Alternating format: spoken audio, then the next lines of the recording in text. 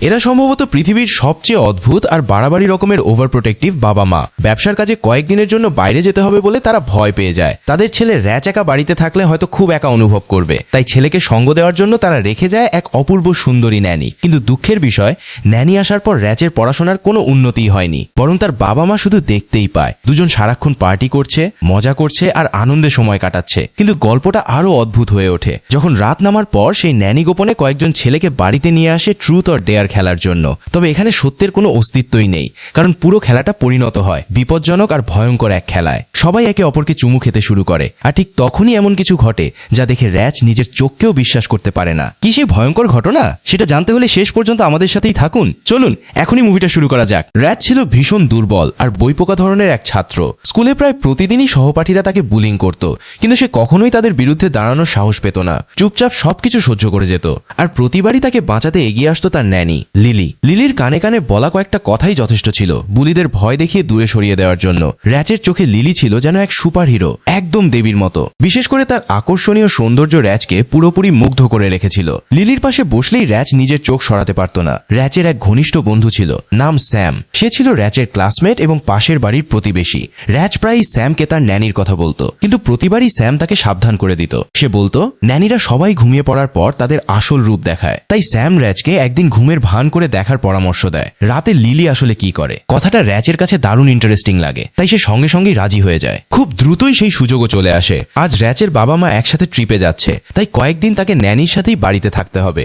এতে র্যাচ আর লিলি দুজনেই বেশ খুশি হয়ে যায়, কারণ বাড়িতে বাবা মা না থাকলে তারা ইচ্ছামতো মজা করতে পারবে। বাবা মা বের হতেই তারা শুরু করে পার্টি, গান, নাচ আর দুষ্টুমিতে পুরো বাড়ি জমে ওঠে। পরে তারা সুইমিং পুলেও নামে, আর লিলির সৌন্দর্য র্যাচকে পুরোপুরি পাগল করে দিচ্ছিল। যদিও সে বুঝতো এত সুন্দর একজন মেয়েকে নিজের করে পাওয়া তার জন্য প্রায় অসম্ভব, কিন্তু লিলি উল্টো তাকে পাশের বাড়ির মেয়ে হান্নার সাথে ফ্লার্ট করার পরামর্শ দেয়। রাত অনেক হয়ে গেছে, কিন্তু র্যাচ তখনও নিজের রুমে যেতে চাইছিল না। সে শুধু পুরো রাতটাই লিলির সাথে কাটাতে চাইছিল, কিন্তু লিলি তাকে ঘুমাতে পাঠিয়ে দেয়। যাওয়ার আগে সে র্যাচকে এক গ্লাস ওয়াইন দেয় আর বলে পুরোটা খেয়ে ফেলতে, কিন্তু লিলি সরে যেতেই র্যাচ ওয়াইনটা ফেলে দেয় এবং ঘুমের অভিনয় শুরু করে। কিছুক্ষণ পর লিলি এসে দেখে র্যাচ ঘুমিয়ে পড়েছে। সে চলে যেতেই র্যাচ উঠে বসে এবং স্যামের কথা মতো লুকিয়ে লুকিয়ে দেখতে থাকে রাতে ন্যানি আসলে কি করে। আর সত্যি স্যাম যা বলেছিল সব সত্যি ছিল। সবাই ঘুমিয়ে পড়ার পর লিলি কয়েকজন বন্ধুকে নিয়ে বাড়িতে আসে। তারা ট্রুথ অর ডেয়ার খেলতে শুরু করে। হঠাৎ রুলেট ঘুরে লিলির ওপর চ্যালেঞ্জ আসে, ঘরে থাকা সবাইকে চুমু খেতে হবে। সবাই উত্তেজিত হয়ে ওঠে, শুধু ফ্র্যাঙ্ক নামের এক লাজুক ছেলে বাদে। সে খুব ভয় পাচ্ছিল, কিন্তু খেলার নিয়মের কারণে শেষ পর্যন্ত তাকেও রাজি হতে হয়। কিন্তু ঠিক যখন লিলি তাকে প্যাশনেটলি চুমু খাচ্ছিল, তখনই সে হঠাৎ দুটো ছুরি বের করে ফ্র্যাঙ্কের মাথায় গেঁথে দেয়। মুহূর্তেই ছেলেটা রক্তে ভেসে যায়। দৃশ্যটা দেখে র্যাচ আতঙ্কে জমে যায়। তখন সে জানতে পারে লিলি আর তার বন্ধুরা আসলে সাধারণ মানুষ নয়, তারা এক ভয়ঙ্কর কাল্টের সদস্য, যারা মানুষ হত্যা করে তাদের রক্ত দেবতাদের উদ্দেশ্যে উৎসর্গ করে।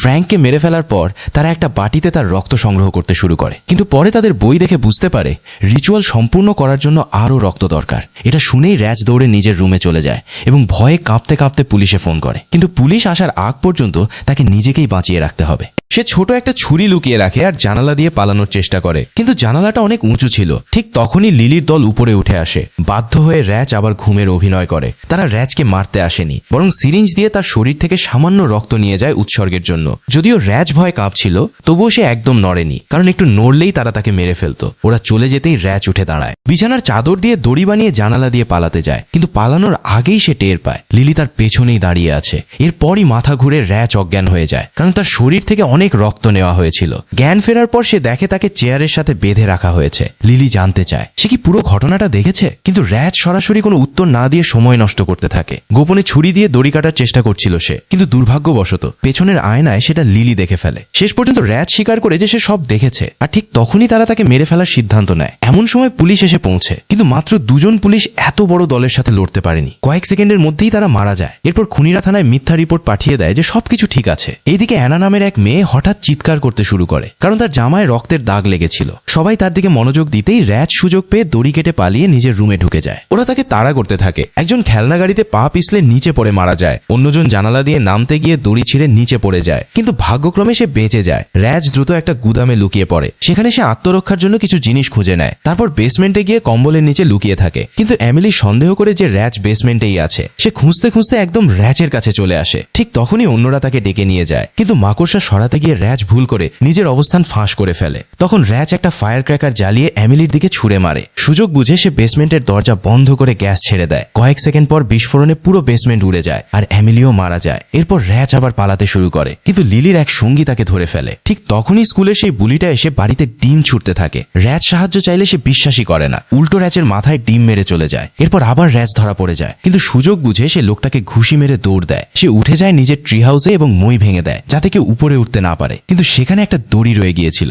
র্যাচ নিচে তাকিয়ে দেখে লোকটা নেই, কিন্তু হঠাৎ পিছনে ঘুরতেই দেখে সে ঠিক তার পেছনে দাঁড়িয়ে আছে। দুজনের ওজনে পুরনো ট্রি হাউসের মেঝে ভেঙে যায়। তারা নিচে পড়ে গেলেও অলৌকিকভাবে বেঁচে যায়। এরপর র্যাচ দৌড়ে তার বন্ধু স্যামের বাড়িতে যায়, কারণ স্যামের বাবা মাও বাড়িতে ছিল না। তারা ভাবে এখানে নিরাপদ থাকবে, কিন্তু কিছুক্ষণ পরই লিলি সেখানে পৌঁছে যায়। তারা ভয়ে লুকিয়ে থাকে। লিলি পুরো বাড়ি খুঁজেও তাদের খুঁজে পায় না। পরে তারা বাথরুমে গিয়ে দরজা বন্ধ করে লুকিয়ে থাকে। প্রথমে তারা সকাল পর্যন্ত অপেক্ষা করতে চেয়েছিল, কিন্তু স্যাম র্যাচকে একটা চুমু দিতেই তার ভেতরে নতুন সাহস জন্ম নেয়। এবার সে নিজেই খুনিদের শেষ করার সিদ্ধান্ত নেয়। এখন বেঁচে আছে শুধু লিলি আর অ্যানা।